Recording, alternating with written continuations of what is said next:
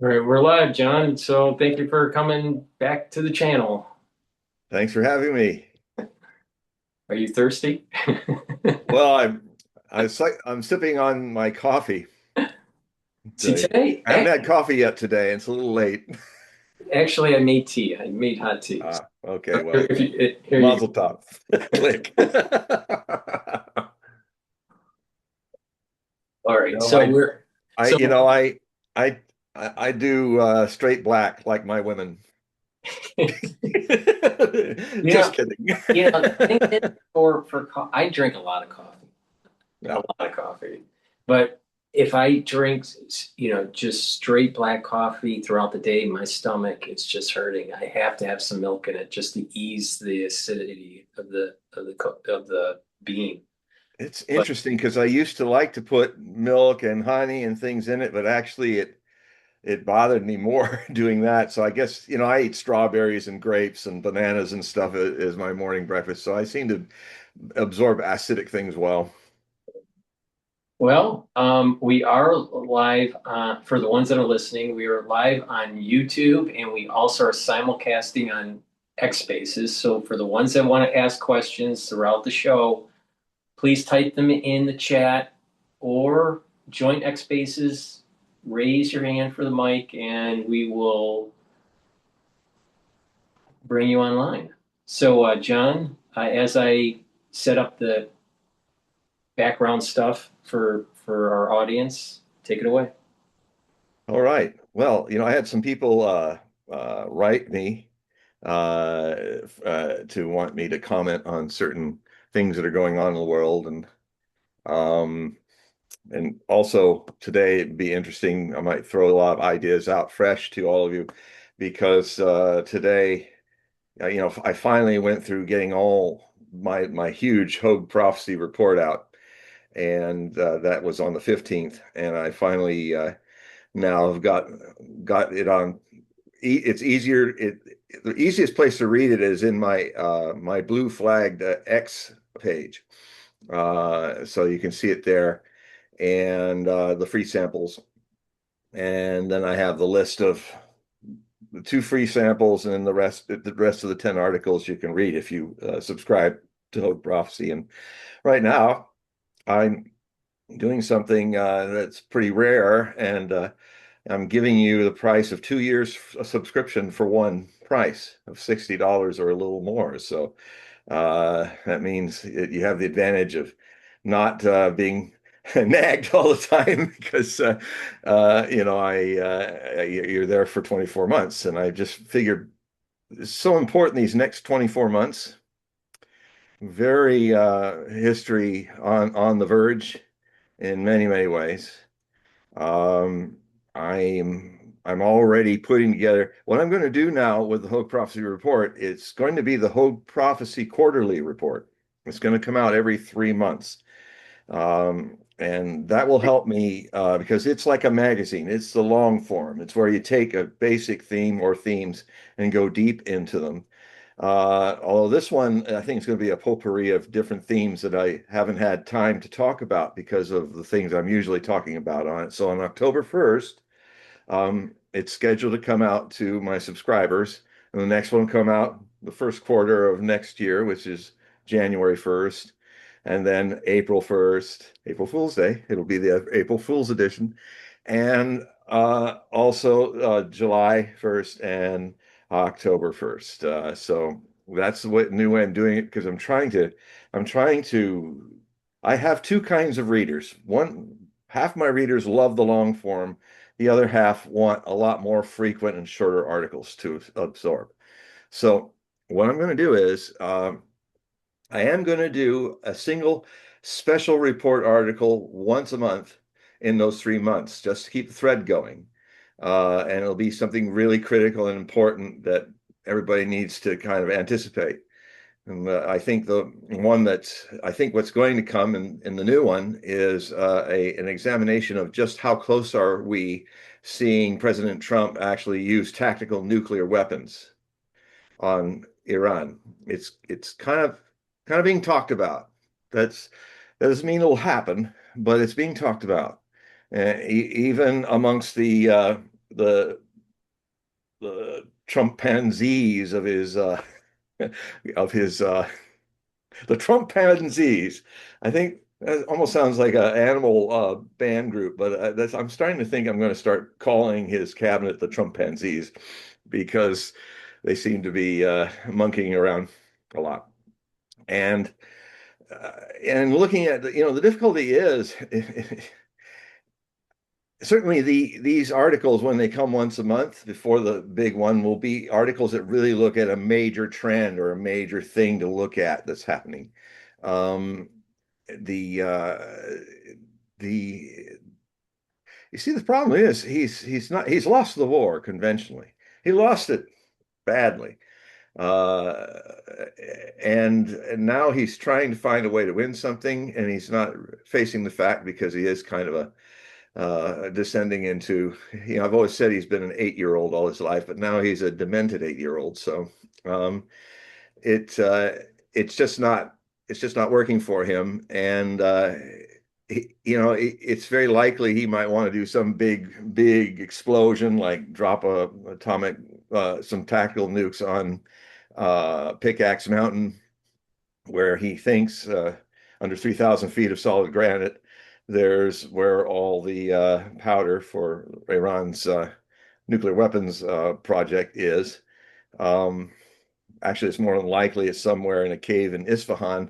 But if he goes after that, he's hitting a major nearby, a very large population center. And but there's an interesting talk about it, that if you there's really a line crossed. If anybody uses tactical nuclear weapons, that basically means that everyone will be able to use them in any major war if they have them.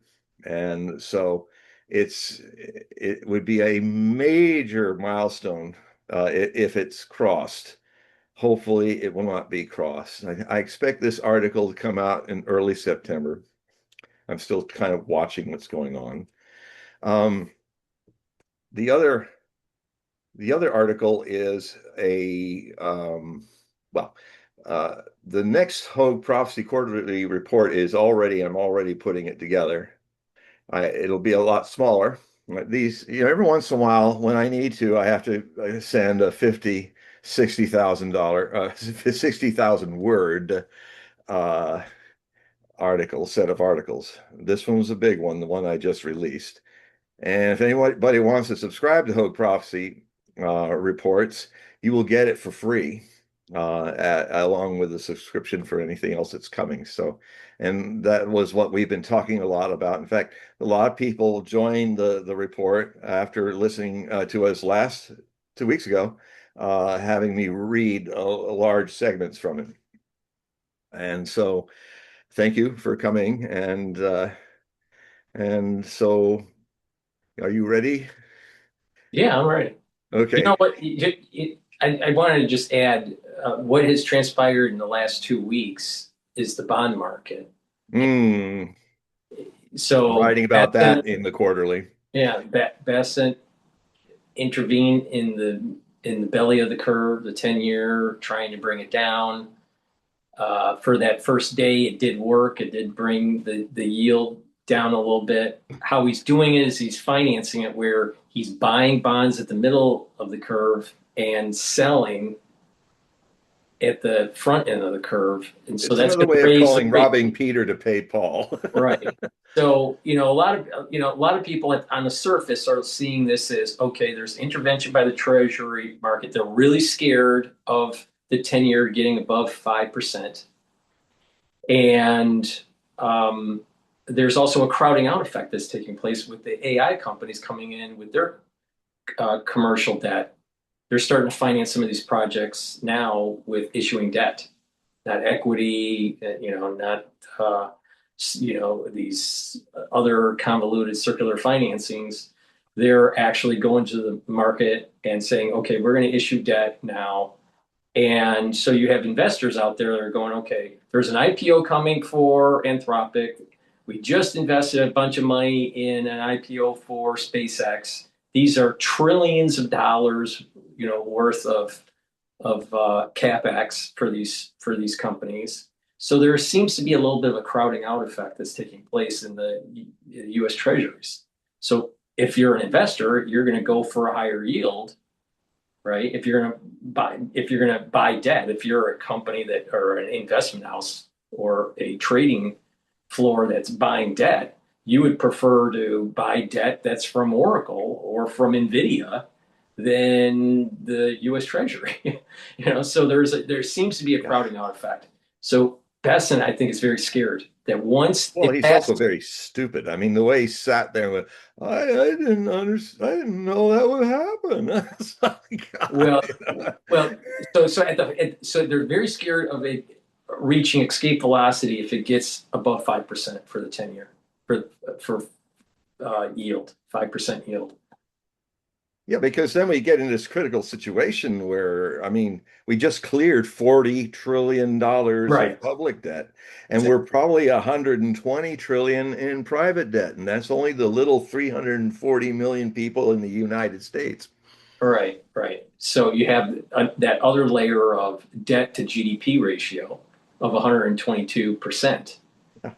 So there is a lot of push for the back of the curve to actually move much higher. 10, I would not be surprised if the 10-year goes to 5.2025 and the 30 goes closer to 6. Yeah. So this is going to affect mortgages. It will affect individuals that are on adjustable rates, credit cards, car payments. All these things are going to be affected. So there's going to be an erosion of people's disposable income on top of what's going on in the Middle East with oil being elevated and people are putting more. It's costing them more to fill up their gas tank and And food, and the and food food, crisis right? is coming next year because we've got a third less food being made for 8 billion mouths to feed, and there will be food shortages and famines. Right, exactly. So Basson is trying to do this engineering of the yield curve where, okay, bring down by buying in the belly of the curve and then issue new debt on the front of the curve, even though now the 2 year is about 4.1, 4.13, something around there. Now, when they do that, it's going to raise the rate on the front end of the curve because he's selling debt into the market. Yeah. So again, to use your term, stealing from Paul to Robbing Peter Peter, to pay Paul. right? Whatever. All right. So so you have that going on. Now the extra layer here is what Warsh is going to do from the Federal Reserve. Now these are two totally different departments, and they don't seem to be coordinated at all. So what what Besson is doing on the front end of the curve may get exacerbated if the Federal Reserve has to raise rates because of inflation. Now, inflation is above the 2% target. It's depending on what number you use, but it's looking like it's above 3.4, 3.7, 3.5, whatever. It moves around, but it's way above the 2% target. And if if we're going to have prudent monetary policy, Warsh is going to have to raise rates. But Yeah. when he does that, that whole yield curve is going to get worse. Yeah. So you have the crowding out effect, you have the inflation issue that seems to be taking hold, and midterm elections. You have, you have a changing climate, and the food Yep. yields are going to be a problem because of droughts in Yes. Arizona. You've heard in the news where they're actually cutting the actual water supply to Arizona because of Lake Mead. Yeah, it's drying out. And we are, by the way, I'm going to, for all of you who've been waiting for me to put my climate prophecy stuff on the shelf for a while because of these immediate dangers of war. But from now on, I'm going to catch you all up on just how much climate change is accelerating very fast, like the bond market in Mhm. degrees. And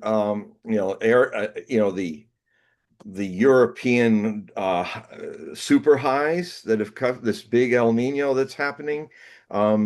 It's going to be, these are also pressuring the political world as well as the economic world, on top of the fact that we have this war going on that Trump lost, but he can't.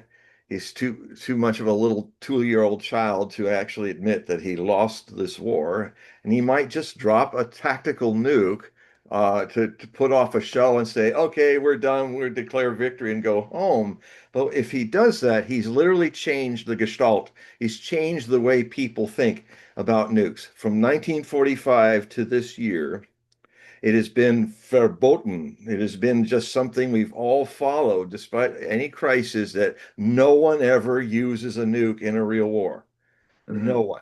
And this would be unilateral. This wouldn't be in defense. This would be Donald Trump striking Iran unilaterally, Mhm. which is, that means any idiot with atomic bombs can do that if they have tactical bombs. To So, prove your point, there's analogs within his administration this time, Trump 2.0, where he's changed the zeitgeist.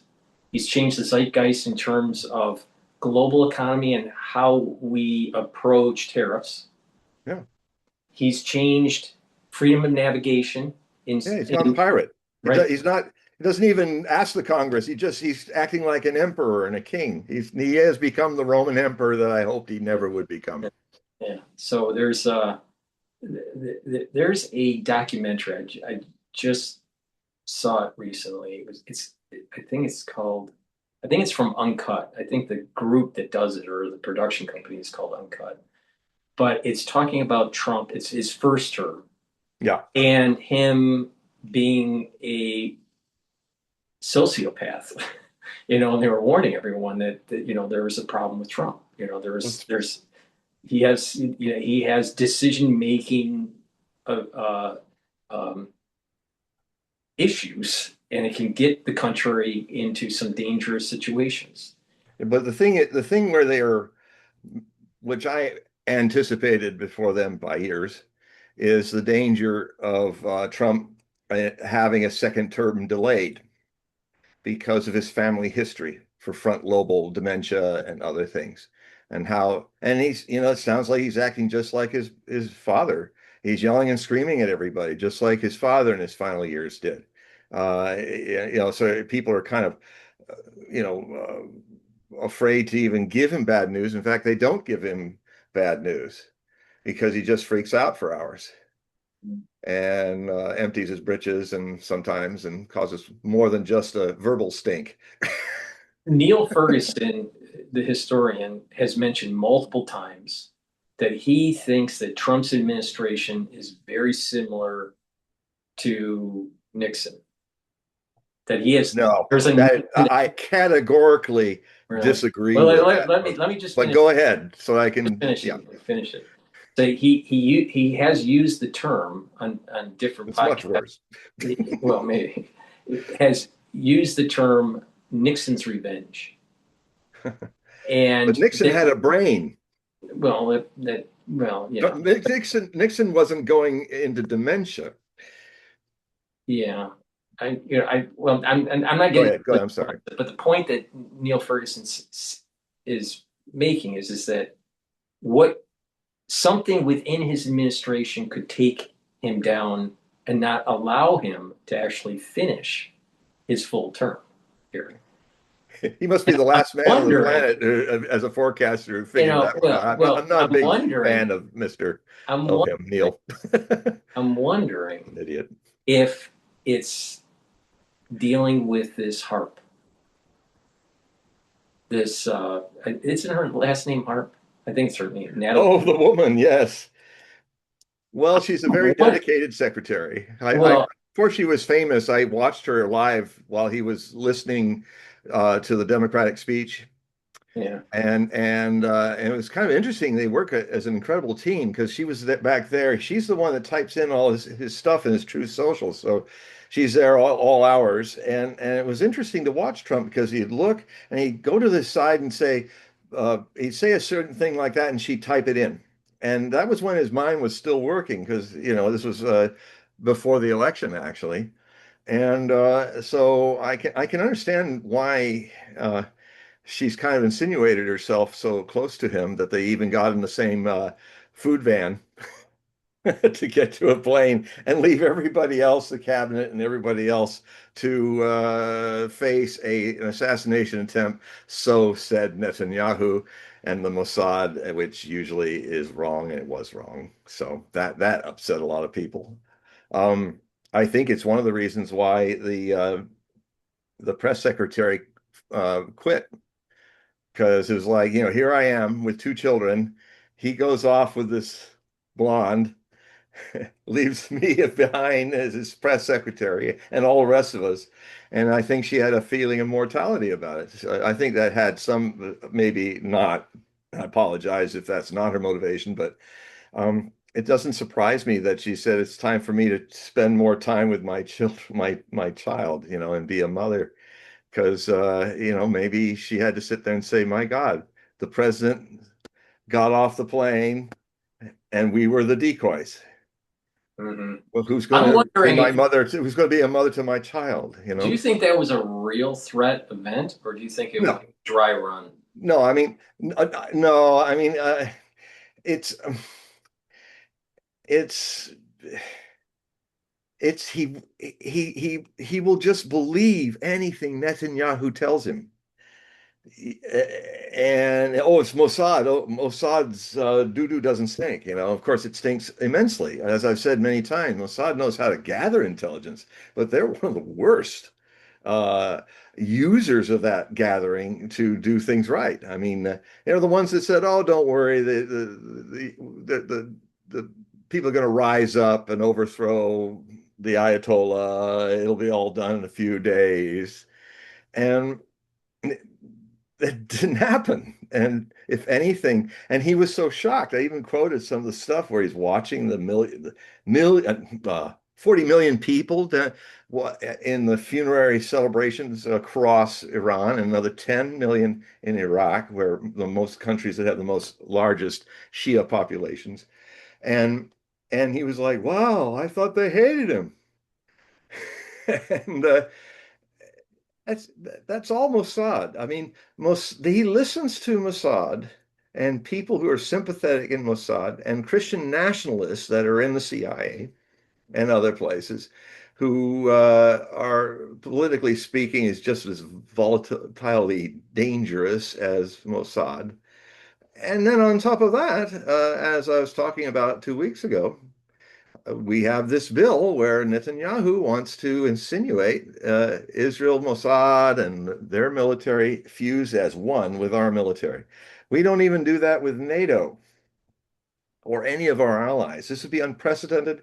It would mean that the Israelis don't have to steal intelligence from the United States anymore. They literally can grab it. It's theirs for them to use, including ways to silence people who are critical to Israel. So free speech will be out the window. It literally will be a soft coup d'etat taking over the United States government from its highest levels, from all the people bought in the Congress and all the people, and including Trump, who's the biggest bought man that Israel has ever bought because of the Epstein situations. And so, but to get back to Neil Ferguson, uh, uh, I find him. I stopped even commenting about him anymore about 10 years ago because he just consistently kind of pulls the wrong rat out of the bag. The premise is to compare it to Nixon. Um, I mean, Nixon had his mind. Nixon could be paranoid, but he his problem was that he got to it was a strange thing that Nixon did. If fundamentally, it was the Pentagon Papers that got him going about, well, we don't want any leaks in my administration, but it was like this is where he even admitted it to show that he was lucid to the end. He said, I made a mistake. It was like it wasn't even about me. It was about Lyndon Baines Johnson. But he got that little paranoid side of him in there that he said, "Well, we better protect ourselves from so no, there's no leaks about anything. I got to tape everybody and all that because that was Nixon's problem. He was a bit of paranoid, um, but that doesn't mean he couldn't be a good leader. I mean, Stalin was very paranoid, and he ended up running the Soviet Union until he died. And as grim as he could be, to really understand Stalin, you kind of got to take your white hats and your black hats off and look at some of the things Stalin did that if he hadn't done them ruthlessly, made them so, Soviet Union would be destroyed by Adolf Hitler and he would have won World War II. Hitler. He realized in the 20s that the Soviet peoples had to, in a decade, do what all the other superpowers in Europe, military and industrial powers, did in a century. They were going to have to, in 10 years, catch up and turn the Soviet Union into an industrial supergiant. And of course, Stalin may not have been much into democracy, but he did understand the power, the advantages that can be given a leader who's an autocrat. You get things done. You may get things done and kill 1 million people doing it of your own people, but you will get to that goal of being a major industrial base. And if that had not happened, Hitler would have invaded with 3 million men across into the Soviet Union as an agrarian state. And imagine, you think the evil of Stalin was bad. Hitler's own secret conversations were constantly talking about how he would depopulate the European Russia and repopulate it with Germans and cull 40 million Soviet citizens in the death camps. So, it would have been, he was just beginning with his genocidal ideas. He was going to take out the Jews because they were the smallest group, but he was literally going to depopulate the Soviet Union. And then the ones that were left would only be trained enough the kind of grunt labor would only be trained enough to be able to read the signs so they could go to the factories and the agricultural areas where they would be slaves. I mean, so sometimes history is very strange. And you will have a man who did evil, as Stalin did, but also a man that um, equally saved the Soviet Union by forcing his people to build and in a race for their own survival. And in that he succeeded. So, sometimes history is not it's not about who's good and who's bad. It's a little more twisted and mixed up. So anyway, I think there's no comparison between any administration and what the second term of Trump is doing. Um, Although it was coming, the warning was already with Joe Biden. And I gotta say, in astrology, again, it's quite a thing that I have not seen in any of the history of our presidents, that once we cleared the year 2000 in that election, every president we've had has been severely astrologically afflicted. Most of them, the two-term Bush, the two-term Obama, and the spread two-term Trump, and only Biden didn't have this aspect, which is the sun squared Neptune in his birth chart. The others did. Trump didn't have it in his birth chart, but he has the sun squared Neptune in the US chart. So it's the curse of this. For laymen, it means your gut always tells you the wrong thing. That you think your gut is telling you what's right and what's true. It's always wrong, and you can't even imagine it is. And you can only deny that it isn't when everything blows up in your face. Now, I've had in some of my private readings with people, some rare people who have had this Neptune square the sun in their charts, and they had a rough time. This one person, who I will not name, he hit my client. He had a lot of hard knocks because his gut decision making put him in terrible situations, but he somehow managed to get out of it. And what he eventually learned is, and this can happen with somebody with such a square, is you really find your real gut, because the false gut of your ego astrology is so terrible that you have a context. And he found it. Most people don't. Most people end up having tragic lives with this and problems. And it's always about decision making. And when decision making is what you do as president of the United States, if listening to your cabinet ministers whom you picked, and you as the executive must have the talent to pick people that will tell you what's really going on rather than kiss your big butt. And um, it's, I mean, Ronald Reagan was a massive. If you look at Ronald Reagan's astrology, I mean, I'm no pro-Reagan guy. He's the president that destroyed my commune in Oregon and against the law and all that. But I'm fair with the man for what he did, things that he was good at. And he was very good. He was a natural born Aquarian um, uh, administrator. And the talent of the executive is a very subtle and rare talent. It's if you're really doing it right, you don't have to do a lot because you've got a team that you found a way to build a team of people. And his cabinet was one of the best cabinets, especially the first term, one of the best cabinets any American president ever had. Or it's like Lincoln, he also had a great executive branch understanding.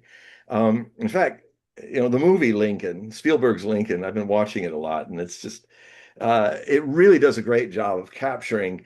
And what he did, what was genius of Lincoln, is he actually picked all the people who tried their damnedest to defeat him in the primaries in the new Republican Party.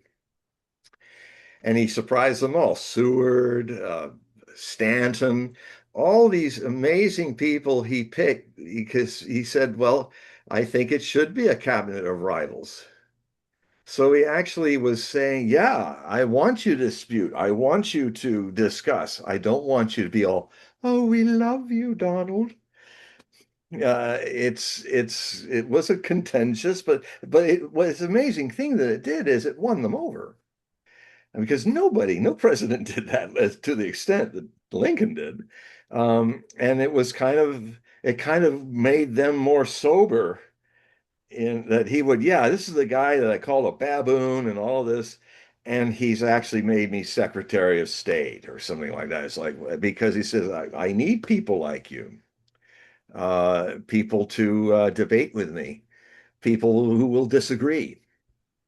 It will help me make my decisions more complete when I know this. Now, Trump is the exact he's the opposite. He is the very few people he had, like Tulsi Gabbard and her assistant and a few other people, and the vice president that he cannot fire. He's tried. He's asked a few times, can I fire this guy? You know, and of course he can't in the Constitution. And frankly, it's one of the few constitutional rules he had to surrender to and accept. He's just about blown out the window all the other things that he legally can do. I mean, he's a pirate. The world is going through a phase right now where people are just pirating whatever they want. People are just seizing ships because they think, oh, these are some kind of shadow fleet of the Russians. And they're just going literally on the high seas, disrupting shipping. And we've got equally a U.S. Navy that is now completely showing it's a white elephant. I mean, to get back to the question I was going to answer from one of the readers, was saying, what's going to happen with Taiwan? is there going to be a war with Taiwan? And so now, thanks to that person, um, I'm going to give my answer. Uh, I've always said, even before this really got hot in 2022, I was already writing that there would be there'd be a conventional Third World War in its conventional phase, which we've been in since 2022, since February 24th, when the Russians, I contend, were provoked to invade and protect the Donbass states of Donetsk and Lugansk because NATO had built a 350,000 man army, a de facto NATO force trained for 8 years with the goal to ethnically push out all the Russians in that main industrial zone. It's kind of the main industrial zone of Ukraine. And basically, a second time, the people who were the breakaway republics of Donetsk and Lugansk, who had been fighting an 8 year civil war, who had been for 8 years daily and nightly hit by bombs and missiles. Um, you know, my heart bleeds for the Ukrainians in Kiev and the bombing that's happening. And I even have contacts that are my sources for what's going on the streets of Kiev and other cities in Ukraine. And I can't even, I wish I could have this talk with them, but I know that they're so kind of narrow-minded on what's really going on outside. And there's so much denial in Ukraine. Everybody's trying so hard to pretend that there isn't a Nazi regime, right? And that everything's fine. And oh, there's Ivan, our neighbor. Look, he's down on the street, and this car just with a bunch of camouflage goons just beat him to a pulp and dragged him away. Oh, that's probably something we shouldn't worry about, But there's now across Ukraine there are thousands of men being beaten, and their families are trying to hold on to them and keep them. These goons come in, and they literally, rather than draft the people, they Shanghai them. They beat them up. They end up being put into a military training. They're given at most 3 weeks, which is not enough. 3 months is the minimum to be somewhat proficient as an infantryman, but even that's not enough. Should be 6 to 9, but they don't have any men left. They've killed 1 million Ukrainians, and another million are crippled who can't go back to fight. 2 million, and then I mean the country is literally having a demographic collapse. Um, and so they are, but there's this. It must have been like this in Nazi Germany. In Nazi Germany, there were the good Germans. I think Ukrainians are struggling as a majority with this feeling of the good Ukrainians. And they just, oh, where's the Jewish family that lived next door? I heard all this noise. Oh, don't worry about it. It's we shouldn't don't ask questions about it.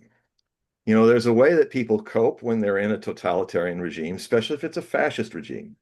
And Ukraine is a fascist state since 2014, when in the United States Maidan coup happened, where a lot of people were shot in the Maidan Square, and basically the Americans helped rig it by getting right sector to do all this mayhem, which forced Yanukovych, who was the last really democratically elected president of Ukraine, out, and put the who's who of Svoboda Party and right sector and other people in power, with swastika flags flying, because Ukraine had the largest contingents in the German SS in the Second World War.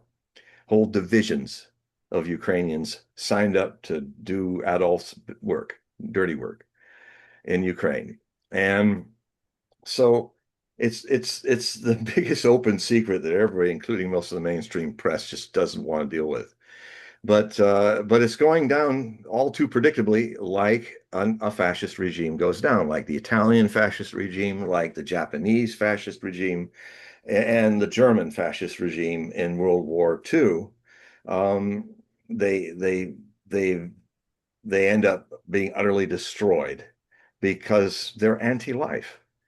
Uh, and their whole idea of conquest is to say, I mean, the Japanese believe, especially back then in the time of Hirohito and the Imperial Japanese Empire, that they are not even normal human beings, that they are the sons and daughters of the sun goddess Amaterasu. This was really the belief that we're born from the sky, from some, we're superior beings. And of course, the Aryans thought they were the master race. And of course, the Mussolini's fascists thought, because fascia from fascis is a symbol of the Roman imperial power, they wanted to be the new Roman power, usurping over lesser people. Um, and now we have some of their descendants in Ukraine who also believe that they are pure blood from the West, Ukrainians that are not tainted with any Russian blood, like the central Ukrainians, and especially the ne'er-do-wells that are completely subhuman to us. The third rate, third class Russian-speaking Ukrainians, which are 40% of the population. And in that 40% is most of the industry. Well, now soon that's all going to be a part of Russia because they broke away. That when they were given a chance to do referendums, four of those states joined Crimea, which did it right after the Maidan happened in 2014. Another four, Zaporozhye, Lugansk, Kherson, and Donetsk, are now part of the Russian Federation because they want to be, because they've been treated well. If half the country, if the West United States just declared the industrial and heavily populated East part of the United States as you are third class United States Americans. And you can't speak in your dialects. You can't speak this way. You have to talk like us in the West. Otherwise, you will be banned from school. You can't go to education. This is what was going on in Ukraine. And the main problem that makes Ukraine such an impossibility, I mean, I'll just say it again. Where are you from? Ukrainian says, I'm from Ukraine. And what does that mean? Uh, well, it means I'm from the hinterland. I'm from the borderland. The borderland of what? Because that means you're not a country, you're a territory, a territorial borderline of what? The Ruski Mir. You are Russians. You are just Russians that are, rather than have an idea that you have a different racial mix, because your genetics don't, if you take your blood tests, you're all actually as much Slavic as the Russians, and you have as much Mongol blood in you as a lot of the SS people, and they say, oh well, the Russians have Genghis Khan intermarried with all them and turned them into Orientals. And, and I said, well, no, if you look at the genetic tests, just like if Hitler had genetic tests, you'd find out that they had all kinds of blood running through them. And it was not, nobody's pure, very rarely. If you're going to play that silly game uh, of ethno supremacy, which the Ukrainians in the West are doing. Um, well, Well, it would have been interesting to see how the Nazi Party would have spun the data coming from 23andMe, when they did their genetic tests. it almost like it'd be fun. It'd be a fun story, a science fiction story. Somehow they went back in time to Hitler and when they were doing the Lebensborn, and they were literally, their whole genetic idea was just what the surface, what you look like. If you had blue eyes and blonde hair, well, you must be an Aryan. Well, it's so dumb because who are the purest Aryans on the planet? And it's even in the name as an abbreviation of the full phrase. It's the name of Iran. Iranians are the true pure-blooded Aryans. Iran means land of the Aryans. And so, I don't know. but if you go up into all those blonde people up in the bushes wearing wolf skins, you know, there are all kinds of different people. A lot of it's Nordic Viking. I mean, I'm a whole my whole genetics is I'm supposed to be Scandinavian primarily, but it's a Scandinavian Viking that bred with Russians, Ukrainians, Jews, everybody, and French Normans and Franks, you know, and British, Yorkshire, Northern English people, and I have a little bit of Irish, Northern Irish too. And, it's a real mix. So, I mean, I think if the Vikings went into a time machine into the present, I don't think they would associate at all with modern day Scandinavians, because Scandinavians, when they stopped being Vikings and going everywhere and not just trading with people, but melding with other peoples, the Vikings were not ethnocentric at all. They dug everybody, so they now what's happened is the gene pool in Norway and Sweden and Denmark has pretty much populated with itself and has become this kind of peaceful and a Nordic person that a Viking would not even understand. You call yourself Nordic, so but they're actually technically the most pure-blooded Nordic people there are. The Vikings were always messing around with everybody. So, um, so anyway, I've gone on one of those So bouncing from one stream of consciousness thing, and we've got somebody who's yeah, we ready. do have a question here, and it is dealing with astrology. This is from Holly the cat. Hello, Polly the cat. No, Holly. Holly. Oh, Holly the cat. All right. So, is there significance with two eclipses this month, and the next two are in Egypt next year, and in New Zealand in 28? So, Well, for these eclipses, should we be? Well, it is important to follow major eclipses, and we had one, I think it was last month, where it did a very strange thing. It was an eclipse that hit across Europe and all the way down to Spain. In fact, I watched this wonderful show. It's a great way to decompress, is watch the story arc of these two Yorkshire Northern English couple and their two kids, and she used to be a model and he was an engineer, and they are starting a young family up in these beautiful mountains near Valencia, Spain. And it's called Lady and the Owl Man. Uh, and I highly recommend you all watch it, because they're wonderful people, and it's just wonderful. But anyway, they watched the eclipse from their mountain, so I got to see it.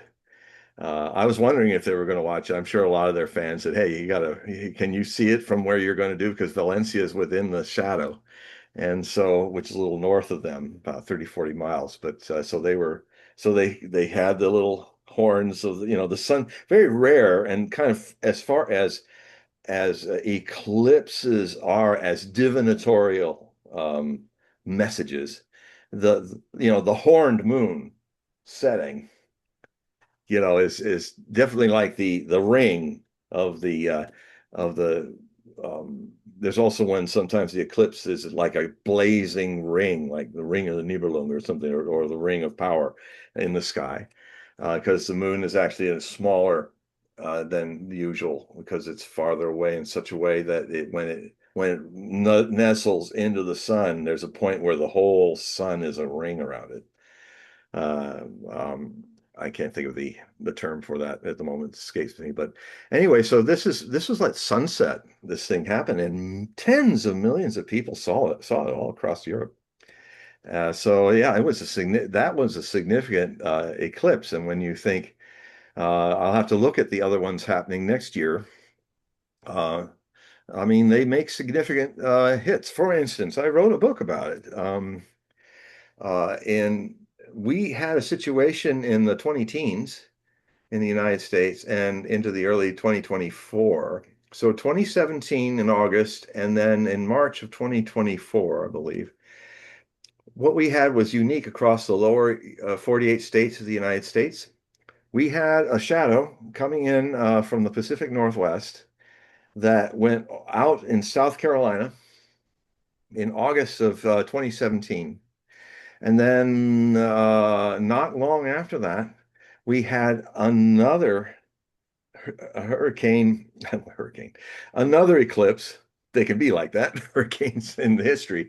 But so we had, so one was going down, if let's see, from your point of view, I probably should do it this way, although it could be backwards the way things are in these. But anyway, if you think of the Pacific Northwest, let's see, I'll just do something here.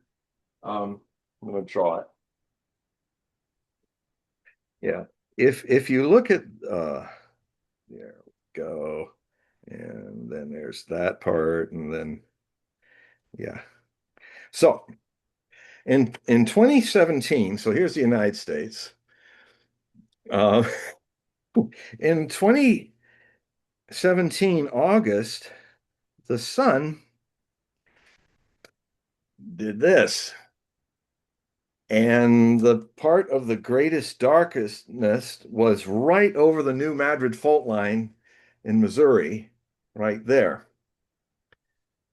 And so I wrote a whole book about it, talking about this weird thing that happened because I tracked, I had been tracking how there's this one famous eclipse that actually is described in Nostradamus's prophecies, and he actually describes where it comes through, and the date he dates it around the end, near the end of the millennium, of the next millennium. That would have been 1999, 2000. And he described the shadow passing over the Flanders Field in Belgium, which it did after going across England. So he had some hint of the shading and dated it.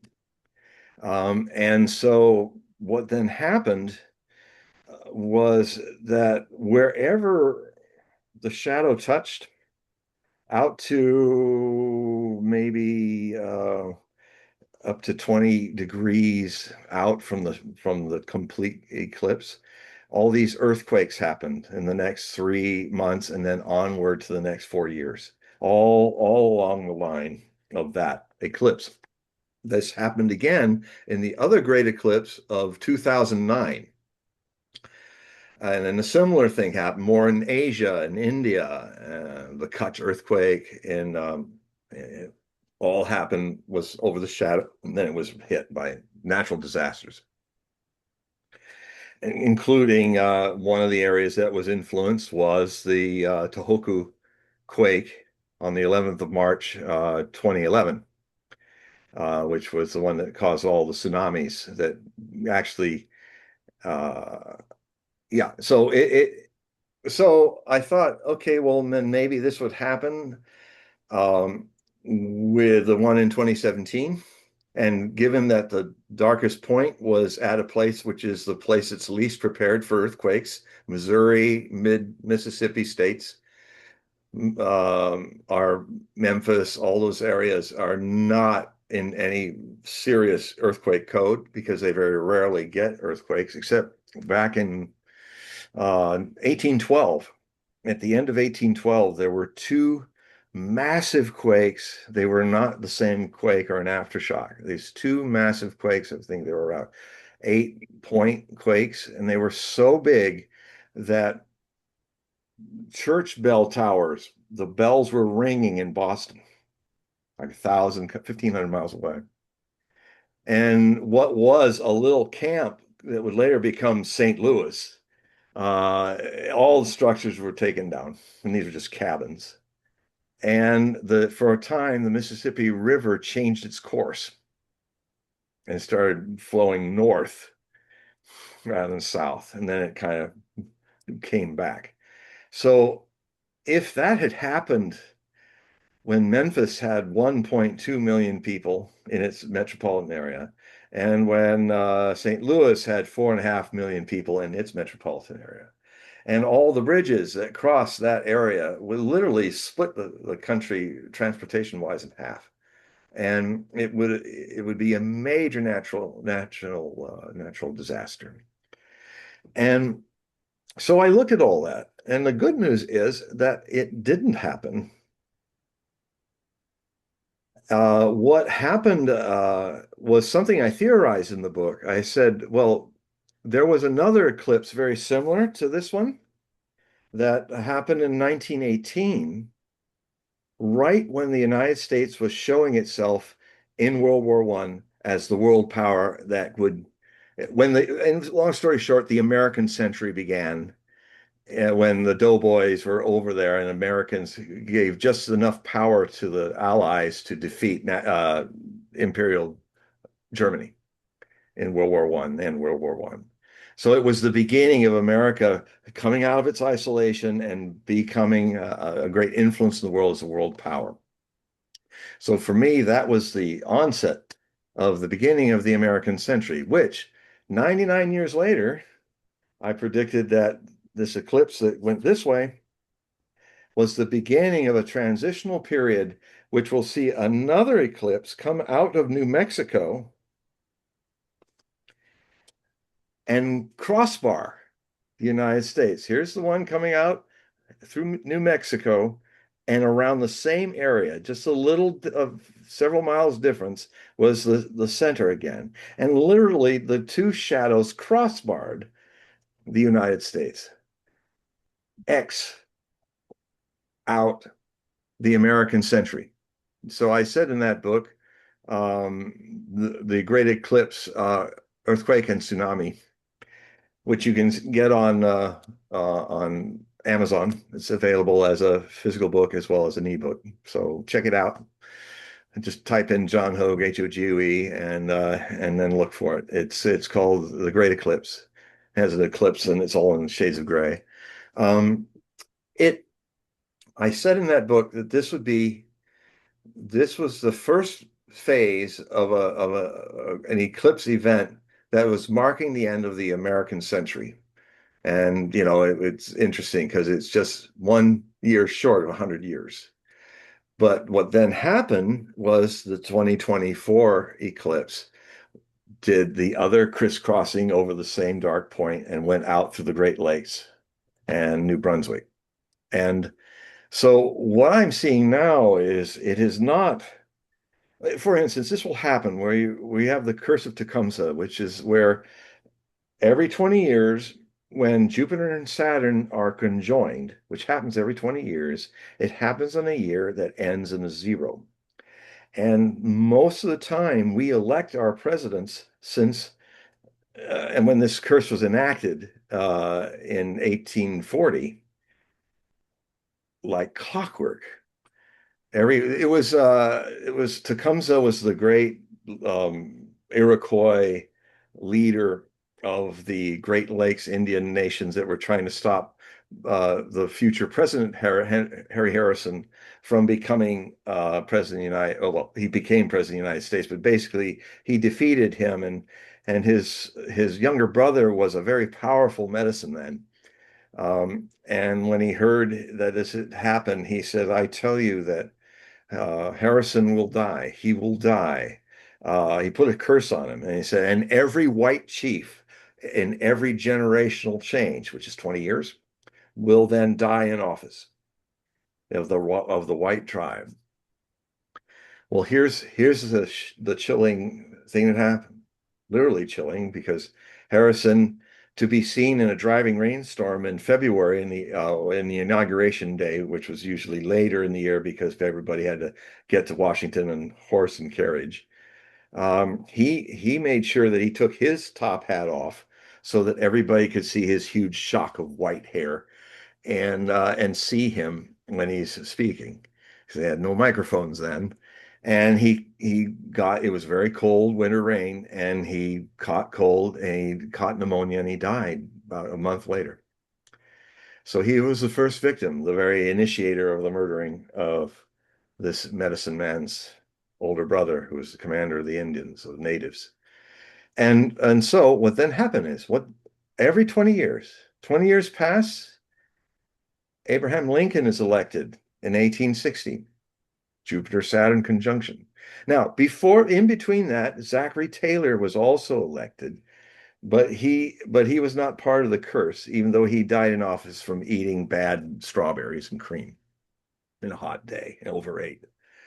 But so there's always an anomaly, just like we were saying earlier that there's some anomalies I talked about in the shofar being blown, the March of Return and the first Intifada were not done during the silence of the shofars not being blown. So there are anomalies that come up, but all the rest of the stuff happened. That Zionism is infamous for doing since 1948. Now, the so Harrison, 1840, 20 years later, Lincoln, he actually survives his first term, gets into his second term, and is assassinated. 20 years later, and Garfield in 1880 is elected president. He is killed, an assassination by an anarchist. 20 years later, it'll be McKinley, elected in 1900. He is also murdered by an anarchist at a World's Fair. 20 years later, Harding.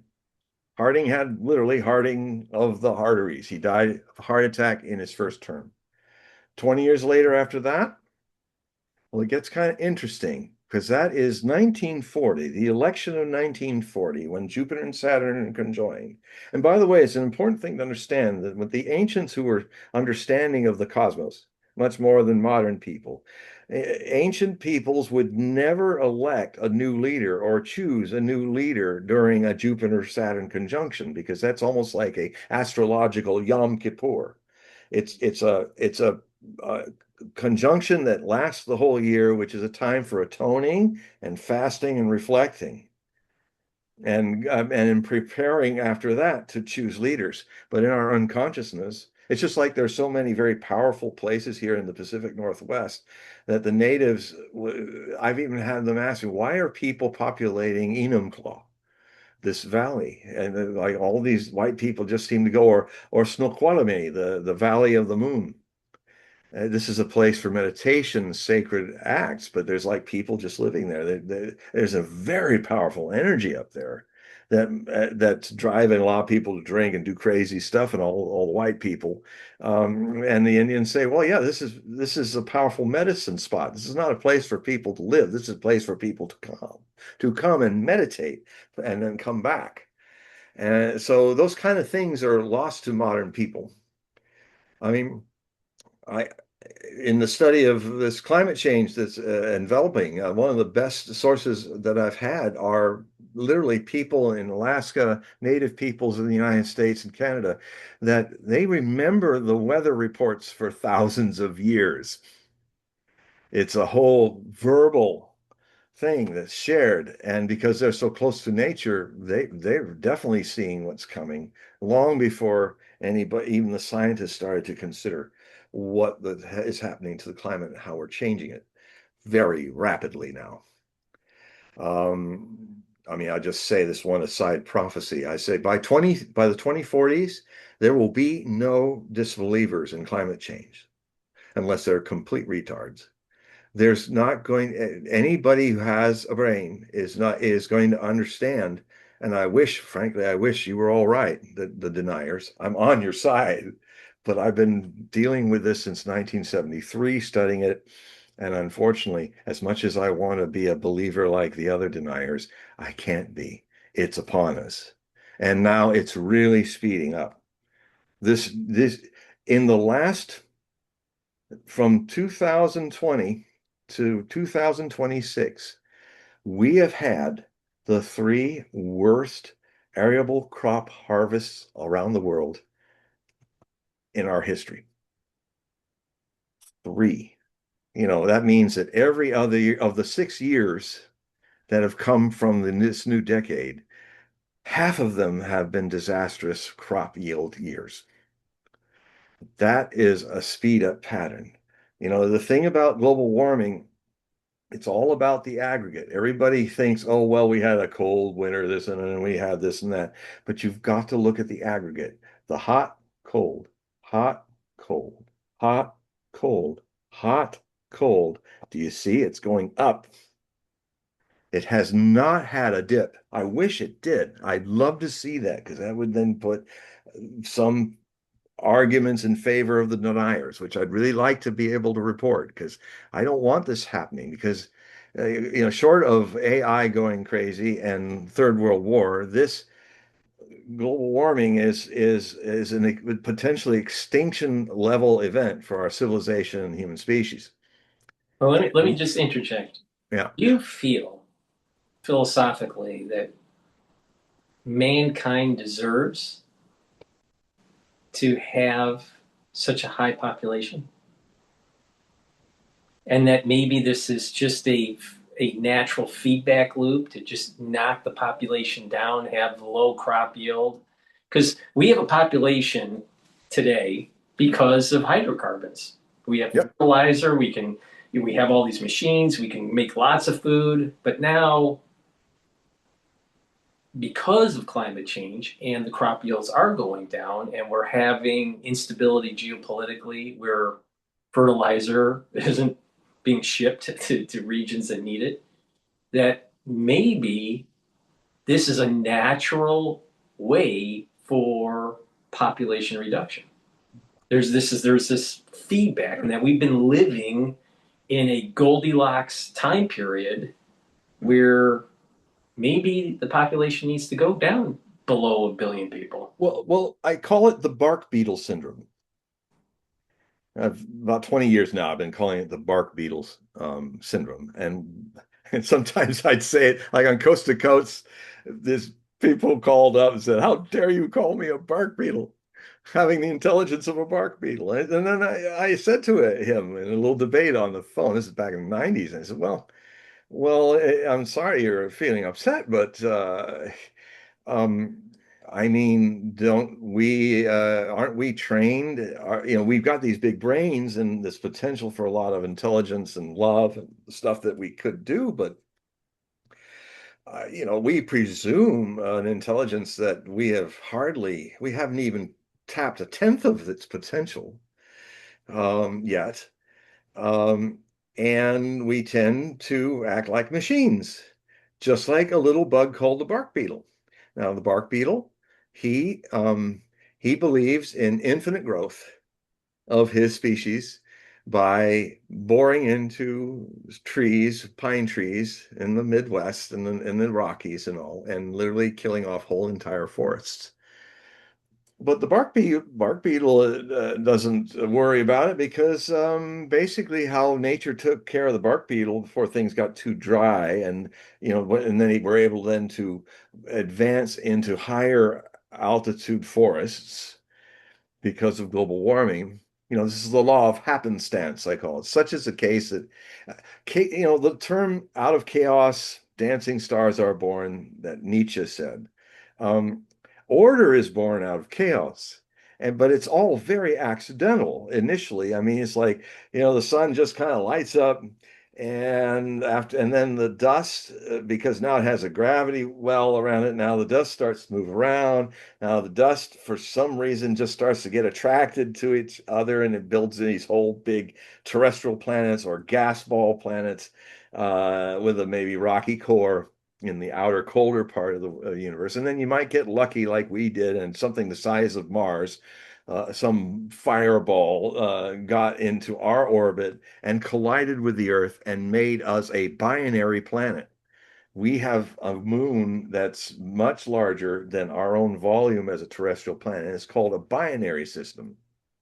And it's given us a lot in the Goldilocks zone. It's given us a lot better chances to evolve species and more complex life forms, including potential sentient being that could be Christ conscious or Buddha conscious or Yahweh conscious. Um, and so it's that was just a happening. That was just chaos bouncing off of each other, and chaos creates order that way. So here's the bark beetle. He doesn't even think about anything but eating wood to make larval babies. And then it takes care of itself because when he is in the olden days, when it was a colder world, if he killed off a part of a forest, eventually the summer would come with the thunderstorms. Lightning would strike all the dry trees, and Mr. and Mrs. Bark Beetle and all their billions of little family got burnt up with the forest going down. And that's how a happenstantical thing eradicated bark beetles. But I would just say that our consuming is exactly like the bark beetle. This idea of unlimited growth that humans, I don't think they even intellectually deal with it. They're following their instincts as a bark beetle at one point. Just go. We never think about it. We just think we just got to keep growing, growing. Things got to get better and better. But it's impossible. If we will overpopulate the planet, and something like a lightning, like a climate change that we create is the lightning. We are literally at the rate that we're going now. Um, and unfortunately, this is one of my oldest prophecies that unfortunately is coming true. I wrote it in India in 1990. I started writing about the fact that and it was intuition. I couldn't back it scientifically, but back then everybody was saying, oh, we won't really see 2 degrees Celsius until maybe 2080 or 2090, just before the 22nd century. And that was the sanctified scientific conclusion. And for decades, I tried to find out this is not going to happen. It's coming in the 2020s and 2030s. It'll be on us in a way by the 2040s that nobody's going to deny it. Everybody's head's going to be pulled out of the sand. And when that happens, it's because a lot of dying off is going to happen, a lot of famines, a lot of wars. Even the Pentagon has, since the 1990s, have had secret, it got out, they got released, but they have been preparing for a future that's based on climate-oriented wars, a future where 108 countries already, back then, were having water disputes. And the kind, like, to give you an example, when the Ethiopians wanted to dam, I think it was the White Nile or the Blue Nile, I don't know which one, but it comes to a confluence in Chad, or not Chad, I mean, well, in the country that's south of Egypt, where I can't think of it at the moment, um, and Sudan. And so the Egyptians were saying, even a former head of the UN, who was a president of Egypt, saying, if you finish that dam, we'll bomb it and destroy it, because you will then be controlling this one little sliver of water has we Egyptians populating 1 million new babies every year for decades. That's all the water we have. And if you start needing it because of your overpopulation, then can you see what happens here? People fight over things that really matter. I mean, I've often felt, and it's just an intuition of mine, but I looked at the maps where the Amalekites had their tribe, and it's exactly over the road that Moses and the freed slaves, the Hebrew slaves, were coming out of Egypt. So it's on the Sinai on the waterfront, and that's where they came through. And sometime the Moses came through, and of course the story is that the Moses and his band of people, that the rear guard was attacked by the Amalekites. They ambushed it. Of course, that's a little weird, Prophet Samuel, for saying that in the first book of Samuel, because usually if a rear guard's attacked, that was not attacked at all when you were trampling all the grass and eating all the grass. That huge multitude of freed Hebrews just ate all the grass that keeps the livestock of the Amalekites alive. And if their livestock start dying, the Amalekites start dying. This is basic tribal 101. And so no wonder the Amalekites were angry. Their whole future was threatened, but they're obviously a small tribe compared to the Hebrews, and they could only kind of hit the rear guard, but not destroy it. But as even in the Bible, I contend, even the victors write the sacred scriptures, not the vanquished.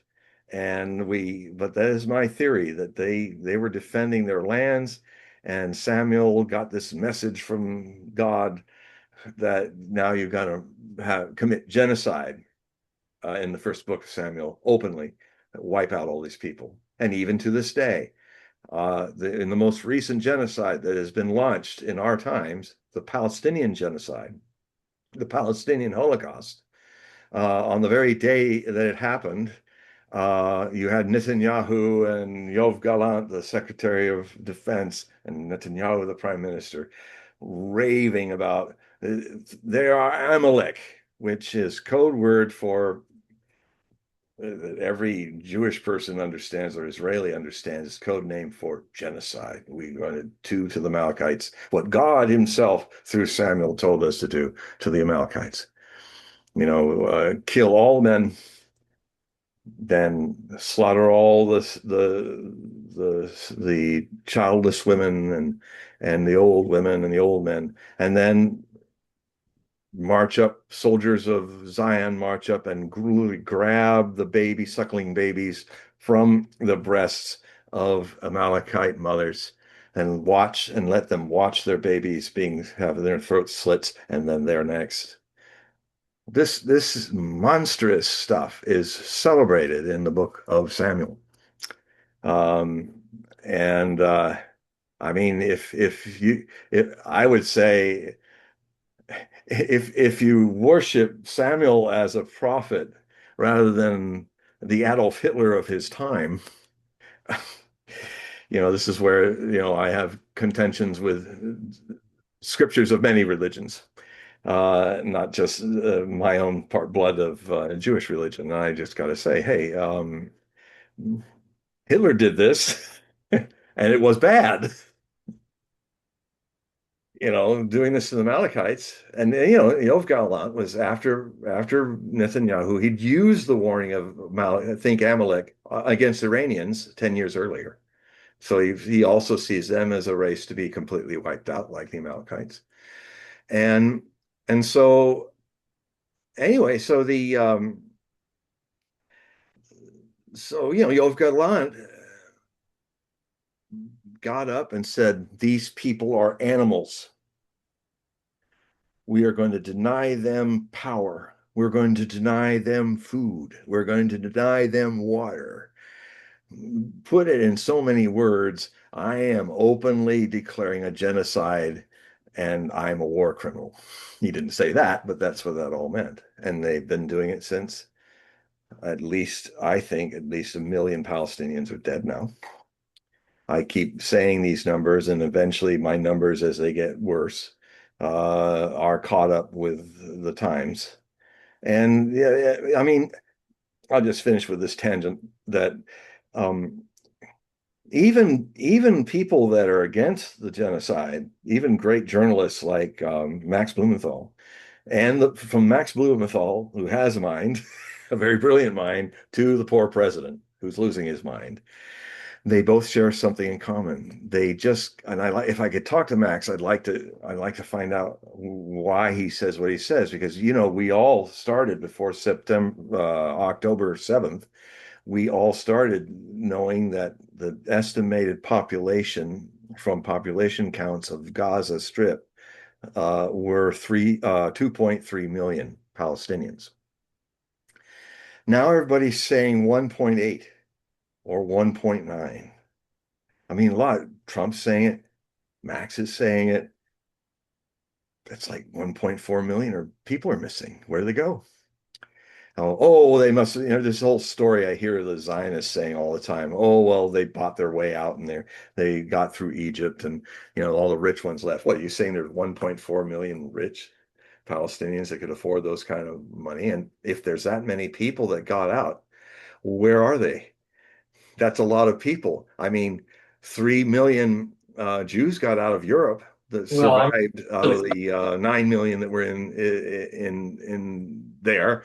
And we clearly saw where they all went. A lot of them went to America. A lot of them went to different places. A lot of them left Europe and went and established the Jewish state in Israel. So we know where the survivors of Hitler's Holocaust went. Where's the survivor of your Holocaust, Yov and Netanyahu? They're not there. Well, I know where they are. They're either 6 feet under in Gaza or they're buried under dozens of feet of masonry from all the U.S. bombs and I mean, there could be two. It could be either the killing total is much higher than what was originally stated, or the census of the population was faulty, or a little bit of both. yeah, I thought of that too, but it looked like the census in I studied that. The census looked like it was pretty well done. It didn't look like it was a random ballpark number. And the other thing too is there's things to look at. Um, One of the things that I was just looking at some aerial shots of really clear ones that I'm going to use in my next set of articles. And literally, you see the tents and you see the area and you see the ruins, and some areas are just absolutely flattened. And what I'm noticing is when I can get a rare, because they killed all the journalists, all the Palestinian journalists, just about all of them were killed by they were hunted down actually. And so too, because they didn't want them filming all this, because in the first year of it, you saw everything. It was terrible what was going on. Now you don't see it anymore because all the people who were doing that were systematically killed. And so the other thing is that so then what I see is I don't see in the crowds little children that I used to see before this happened. In the streets of Gaza in 2023 before October. I don't see a lot of children. I see a lot of malnourished young people. Makes sense. I don't see any granddads and grandmothers. I mean, there was a population study of all this that in did a paper that was they finished the paper in April of 2025, and then it was published in July of 2025. And it kind of shocked the world because they came out with I think the first realistic number. They said, given the calculations that have happened when cities and places have been destroyed like this, said that the real number is probably 680,000 dead, mostly women and children and minors. And the vast majority, when I see people coming to get food, most of them are young men. I don't see any women with them. I used to see the women coming. Where are they now? Are they too weak to go or what? I mean, or they died. So you know, Zionist Israel has a nasty thing it wants to keep a lid on because if people could really go in and see what's going on there, well, it would well, what can I say? It's another Auschwitz moment, and by the people who were victims of Auschwitz. Anyway, so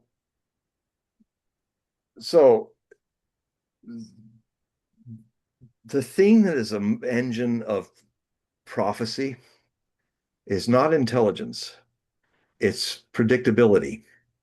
And what I've found is predictability is a very strong force in prophecy, which is basically unconscious. Unconscious people repeat mistakes. They don't learn from their mistakes. Unconscious people keep, whether they talk otherwise, their actions betray the fact that no matter how much we talk about how we should have um, maybe not have so many people and maybe be more balanced with the way we use the earth. That little bark beetle comes chirping in us saying, "Oh no, it's okay. We got more land and resources. Look at all those trees, you bark beetles. How can we eat them all?" You know? Unfortunately, there's a bark beetle in this. And another thing that I studied firsthand as a pest as the ranch Oregon Commune, OSHA Oregon Commune pest controller. I was this one guy that did the whole 64,000 acres. And I see, it's a very simple thing.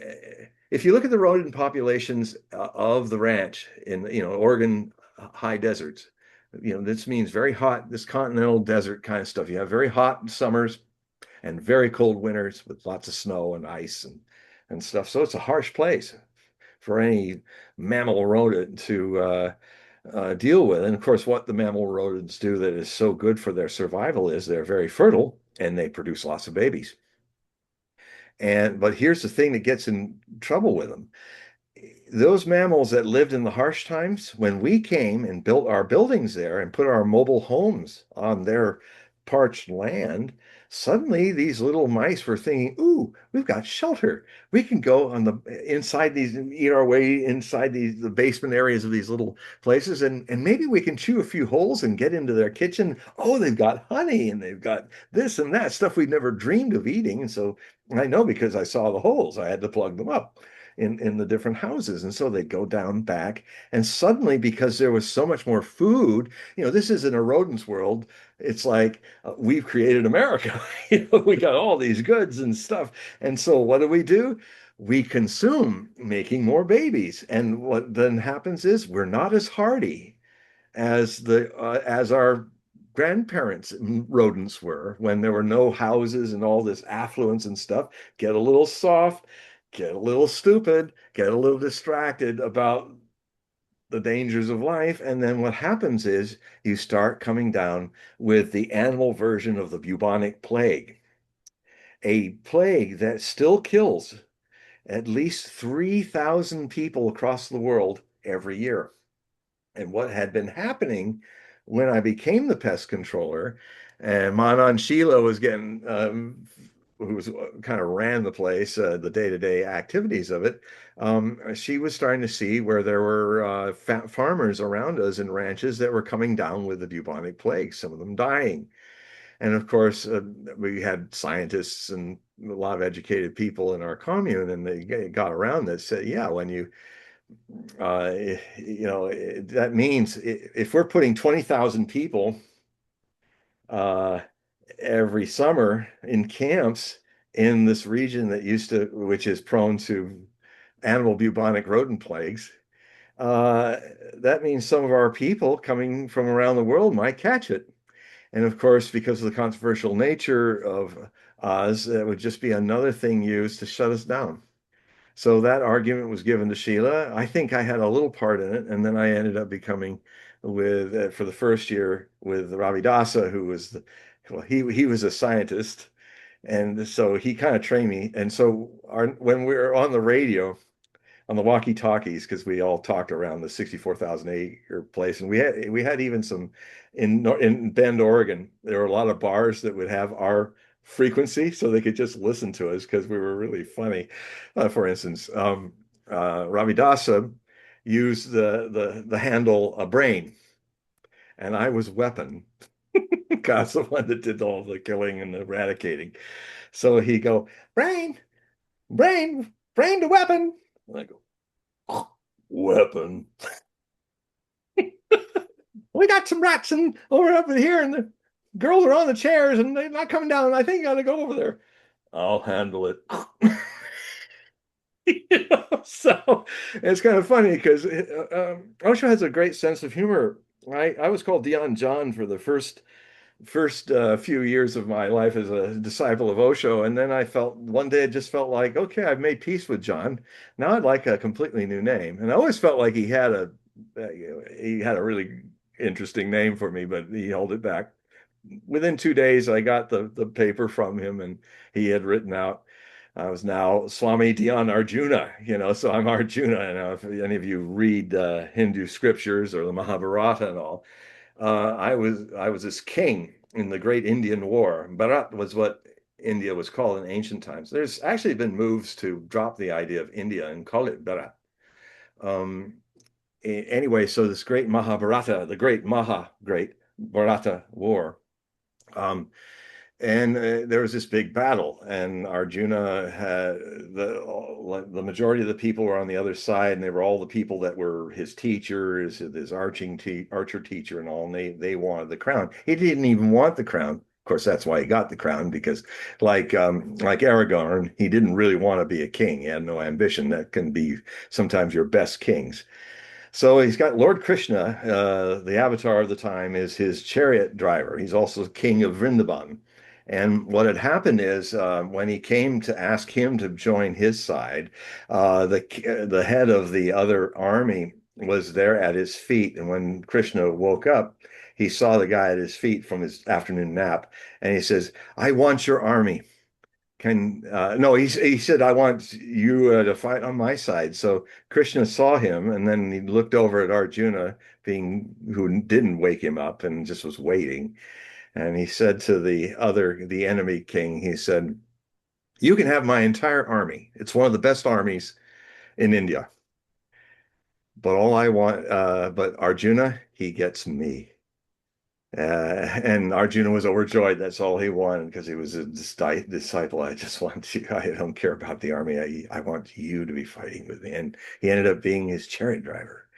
And of course, what happened is he saw all the people lining out there on the fields, and they were all his role models. And he was had now to kill all his role models for this crown he didn't really want. So he freaked and he got off the chariot and started crying and sitting up against the wheel. And Krishna came down. And what then happened is one of the small chapters of the Mahabharata that is now one of the most important Hindu scriptures in Hinduism, the Bhagavad Gita, where Krishna kind of spells out the whole reason of destiny and how you were, it's divine will that you were created as a soldier rather than a Shudra or Kshatriya or one of the other castes. And it's God's will that you're a great warrior and you must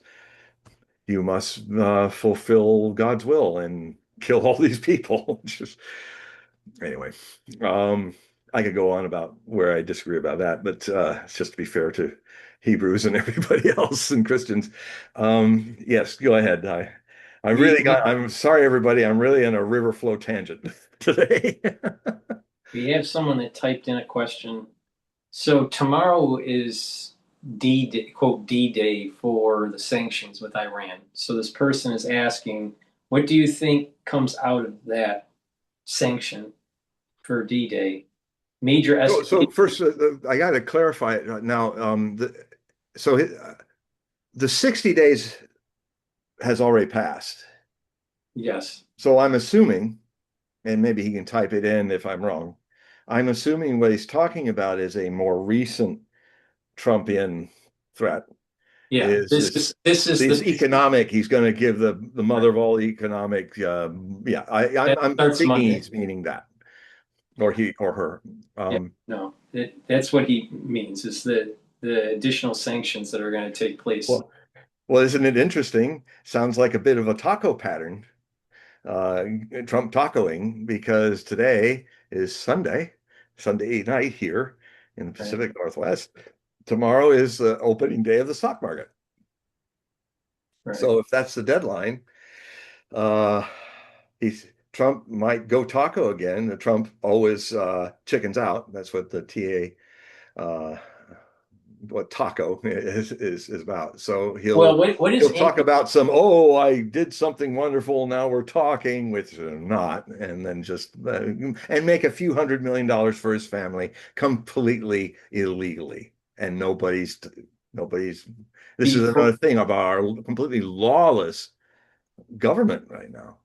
before our show? I looked at the energy market, Mm. the oil futures market, and it was trading down. All right, and so it was trading at around 85, $84 a barrel. It was trading intraday on Friday at around 87, $88 a barrel. So if D Day, all right, tomorrow with these, Donald Day. yeah, yeah. Well, you know what's amazing with Trump, and this is going on a tangent here. You know, what's amazing with Trump is that in a negative way, it's all about like some sort of commercialization Yeah. spin. It's, you know, it's not really about substance. It's all Yeah. about marketing. So this And deviant, it's all about him coming, coming on top any which way he can. right? Okay, so the point I'm making is before our show today, the market for barrels of oil, the cost for barrels of oil have been going down. The futures market's going down. You would think that with additional sanctions, secondary sanctions, that Besant is saying is going to happen, that there would have been a tick up with oil because there's more instability. So just to finish the question that this individual asked is what do you think comes out of that? Major escalation against China, Xi canceling his trip to the United States, Could happen. or Iran's response like charging fees in the Strait. You would think that there would be an escalation, you know. Well, first off, this is futures. This is kind of a prophecy chart thing. It's not actually, it's like it's called futures because it's hoping that if they if they predict something lower that somehow people are going to do that. But it's not, the actual when the barrel is out of the ship or worse, there's no ship and no barrel, and you've been losing your reserves.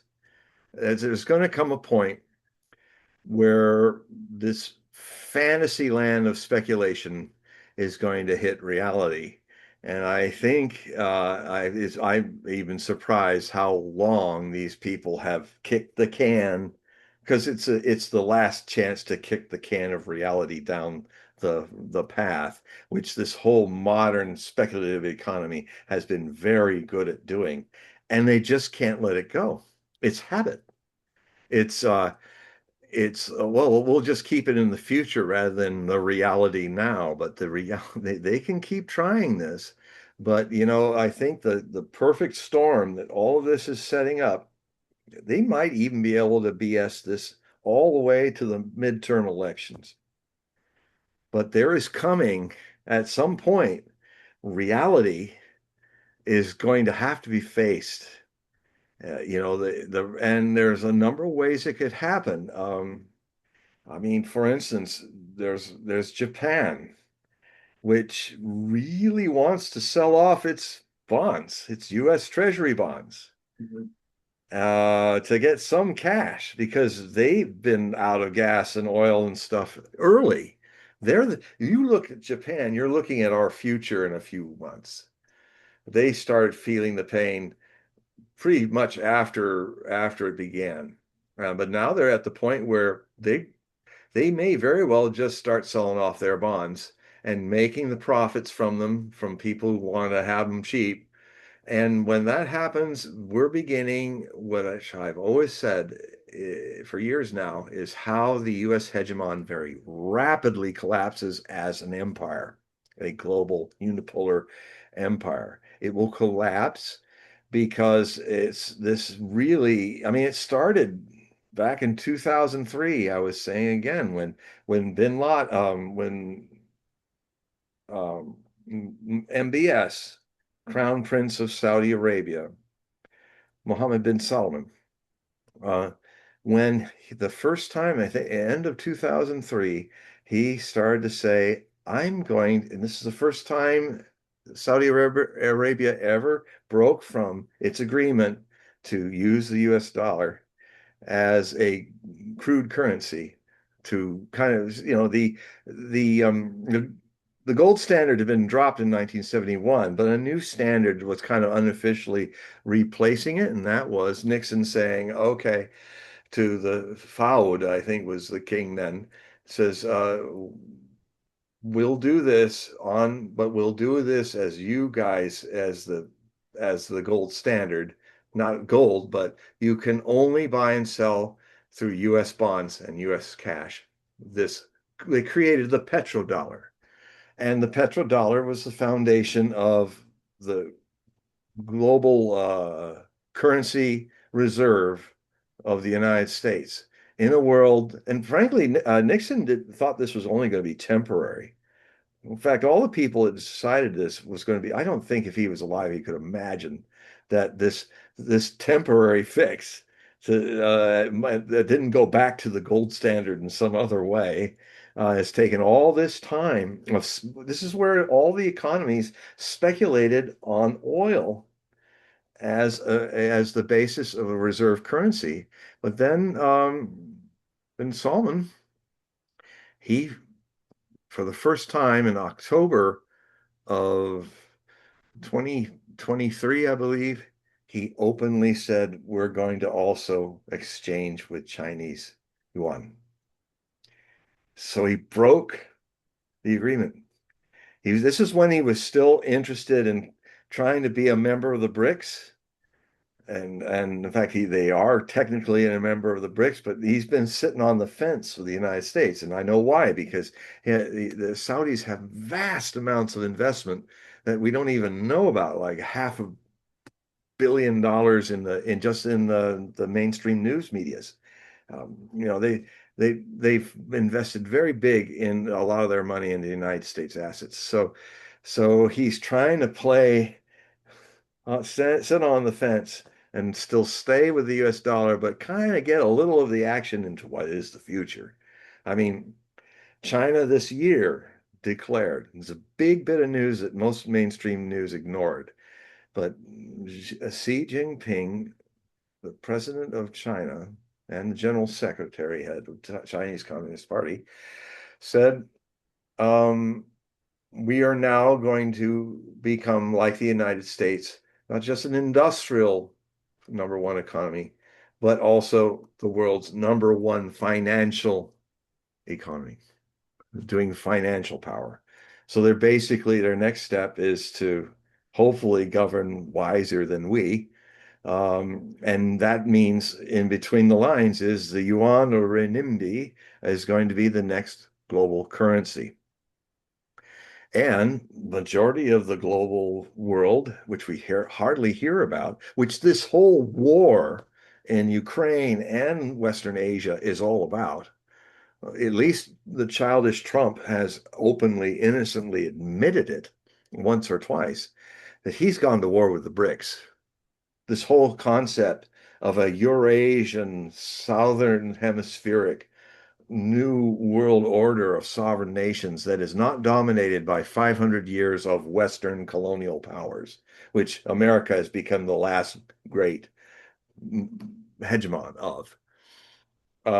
This he has enough understanding to understand that the Achilles heel of the great atlas holding up the world, which is the United States, is the US dollar being turned away from by a world that has other options that it didn't have once the US dollar was number one.